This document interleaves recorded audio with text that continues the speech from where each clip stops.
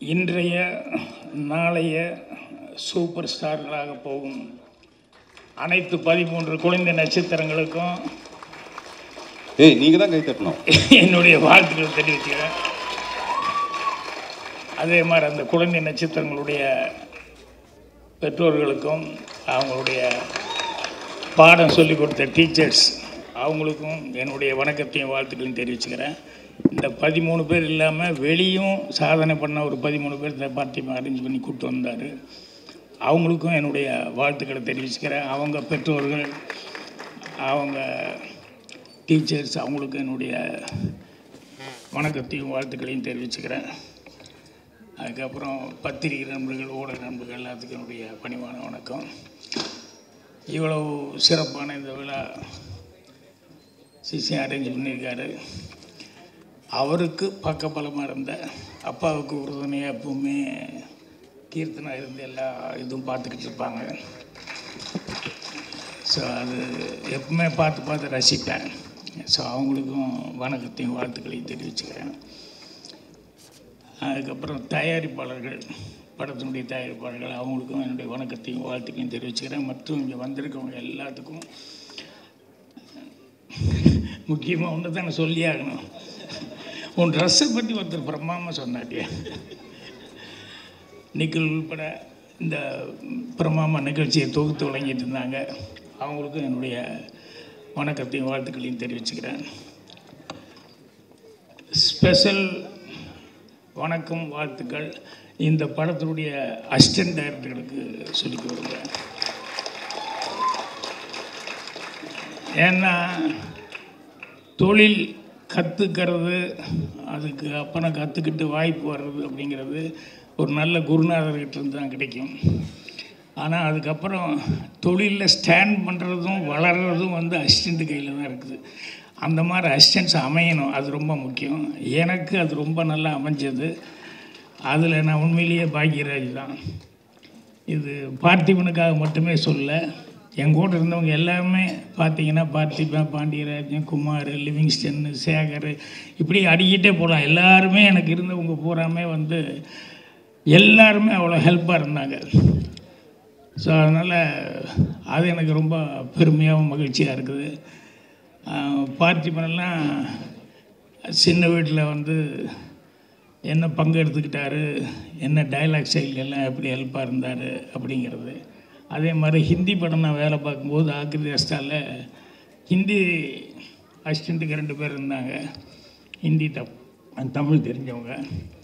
But எனக்கு main அசிஸ்டண்ட்டாக தமிழில் எனக்கு இருந்தது பார்த்திபன் தான் மெயின் ஆளாக இருந்தாப்புல.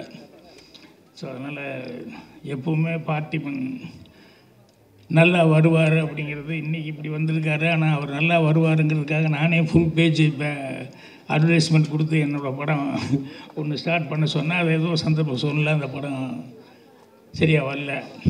ஆனால் பார்த்திபன் நம்ம நினைக்கிற மாதிரி ஒரு இடத்துக்கு வந்துட்டார். அது ரொம்ப ரொம்ப மகிழ்ச்சியாக இருக்குது. அப்புறம் இன்றைக்கி இந்த இவ்வளவு பிரமாமா இசை நிகழ்ச்சி, இமான் அவர்கள் இன்றைக்கி இந்த உயரத்தில் காரணம். இது என்றைக்கோ இந்த உயரத்தை பற்றி நான் அவர்கிட்டயே சொல்லிக்கிறேன். ஏன்னா பார்த்திபன் இப்போ இந்த படத்தில் வேலை பார்த்தாரு. நான் இமான் கூட சின்ன திரைக்காக ஒரு புரோகிராம் பண்ணப்போ அதுக்கே எனக்கு பாட்டு போட்டு கொடுத்தாரு. அப்பிருந்தே அவர் ரொம்ப பிரமாதமாக வரணும், வருவார் அப்படின்னு சொல்லிட்டு எதிர்பார்த்துருந்தேன். ஸோ அவருக்கு பக்கபலமாக இருந்த மியூசிஷியன்ஸு கூட பாடினவங்க நிறைய பேர் சிங்கர்ஸ் அவங்கெல்லாம் இதில் பார்ட்டிசிபேட் பண்ணியிருந்தாங்க. அவங்களுக்கும் எல்லாத்துக்குமே என்னுடைய வணக்கத்தையும் வாழ்த்துக்களையும். அதுக்கப்புறம் குறிப்பாக ரசிக பெருமக்கள், உங்கள் கையில் தான் எல்லாமே இருக்குது. அதனால் உங்களுடைய ஒரு ஆதரவில் தான் இங்கே எல்லாருமே மேலே நிற்க முடியும். உங்கள் எல்லாத்துக்கும் என்னுடைய வணக்கத்தையும் வாழ்த்துக்களையும் தெரிவிச்சுக்கிறேன். இவங்க டைம் கம்மியாக இருக்கிறதுனால சுருக்கமாக அது இல்லை, நான் பேசுகிறதுனால சுருக்கமாக தான் பேசினேன். நானே முன்னோடி இறந்துக்கூடாதுல்ல. பார்த்திபனை பற்றி முதல்ல படம் எடுக்கும்போது பார்த்திபன் கிட்ட அடிக்கடி சொல்லுவேன். என்னென்னா, அப்போவே படம் நான் எடுத்தால் கூட இந்த படத்தை விட அதுக்காக ஒரு ஃபங்க்ஷன் பண்ணுறது இருக்குது பாருங்கள், அது எப்பவுமே வித்தியாசமாக ஏதாவது ஒன்று பண்ணிகிட்ருப்பாப்புல, புதுசாக ஏதாவது பண்ணிகிட்ருப்பாப்புல. ஒரு நாள் எங்கள் டைரக்டர் வச்சுக்கிட்டே நான் சொன்னேன் பார்த்திபன்கிட்ட, யோ நீ இதுக்கு யோசிக்கிற மாதிரி படத்துக்கும் கொஞ்சம் யோசிச்சுன்னா இன்னும் படத்தில் வேறு மாதிரி வருமே யா, நீ அது பண்ண மாட்டேங்கிறியே அப்படின்னு சொல்லிக்கிட்டு இருந்தேன். அதுக்கப்புறம் பின்னால் வர வர பார்த்திபன் வந்து படத்துக்குள்ளே உள்ளே வைக்கிறதுக்கு நல்ல படமே வித்தியாசமாக யோசிக்கிற அளவுக்கு ஒவ்வொன்றும் தன்னை வளர்த்துக்கிட்டே வந்தார். அதுதான் ஒத்த செருப்பு மாதிரி ஒரு ஆள் நடிக்கிறது, சிங்கிள் ஷாட் ஃபில்மு அப்படின்னு சொல்லிட்டு புதுசாக ஏதாவது பண்ணுங்கிறது கூட படமே புதுசு புதுசாக பண்ண ஆரம்பிச்சிது அப்படிங்கிறது வந்து எனக்கு ரொம்ப சந்தோஷமாக இருக்குது. அதுக்கு ஒரே ஒரு ரகசியம் என்னன்னு எனக்கு தெரியும். உனக்கு நிறைய லேடி அசிஸ்டன்ட் இருக்காங்கன்னு நினைக்கிறேன். கரெக்டாக? இல்லை அது ஒரு டானிக் மாதிரி புத்துணர்ச்சி.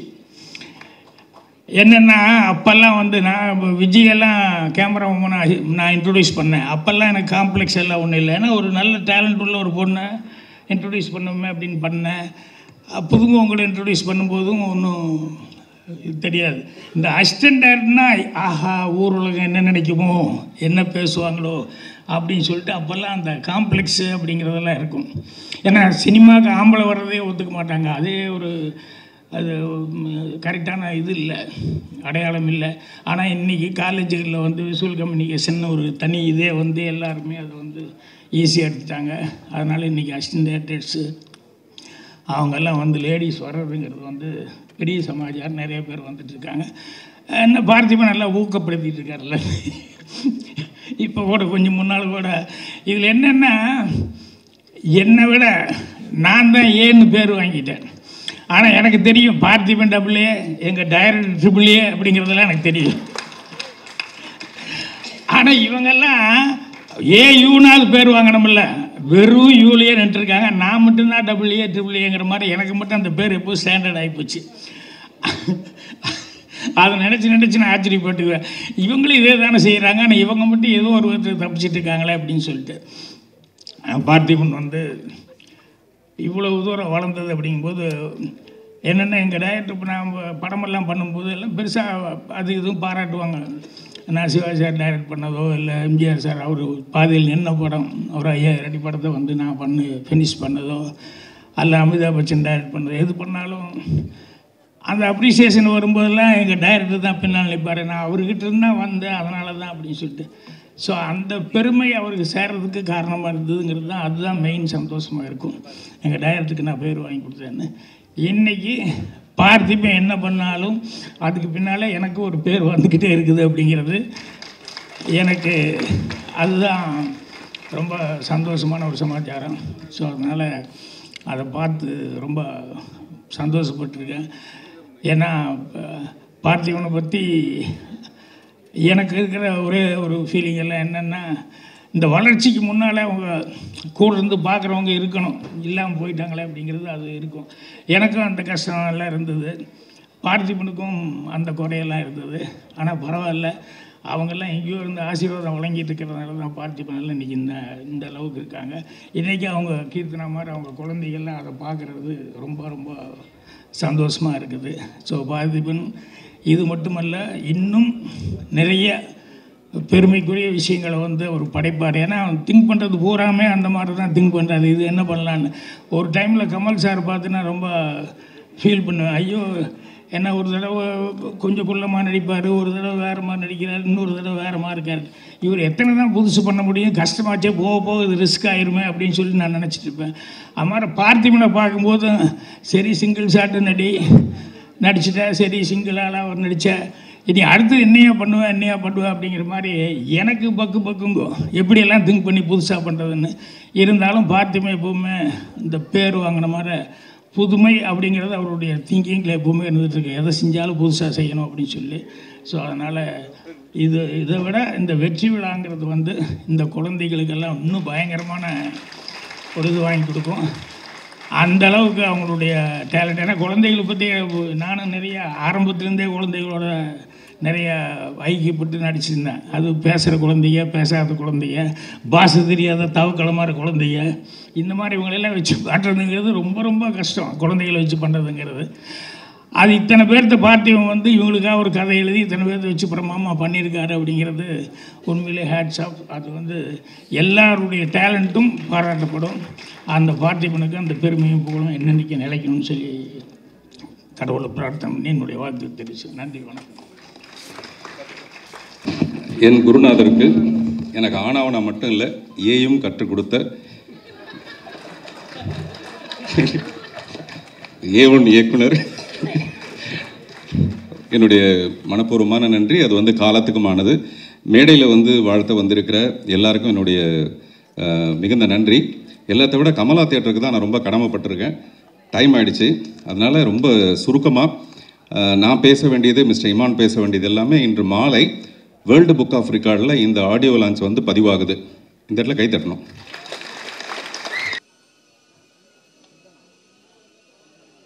கீர்த்தனா ரெடி? ஓபன் பண்ணலாம். பாக்கியா சார். டீன்ஸ் திரைப்படத்தின் ஒளிநாடா வெளியிடப்படுகிறது.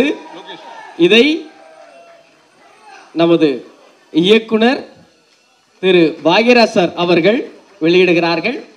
அதை டீன்ஸ் திரைப்படத்தின் இசையமைப்பாளர் திரு டி இமான் அவர்கள் பெற்றுக்கொள்கிறார்கள். ஒரு நிமிஷம், சென்டர் லைட் போட சொல்லுமா. All lights. ஒரு நிமிஷம், ஆடியோ கட் பண்ணுங்க. Audio cut. காப்பிரைட்ஸ் வருமா? ஒரு நிமிஷம் இருமா. சென்டர் லைட் போடுமா. All lights.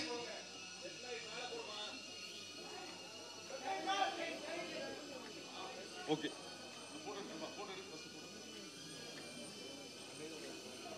ஒரு நிமிஷம். சரிகம்மா ஆனந்த் ஒரு நிமிஷம். ஆனந்த் சரிகம்மா ஒரே நிமிஷம். போட ஒரு நிமிஷம் இருமா.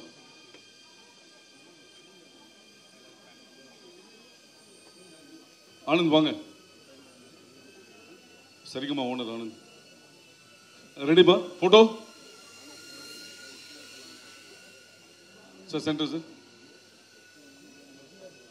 ஓகே, போட்டோ உட்காருமா. ஓகே,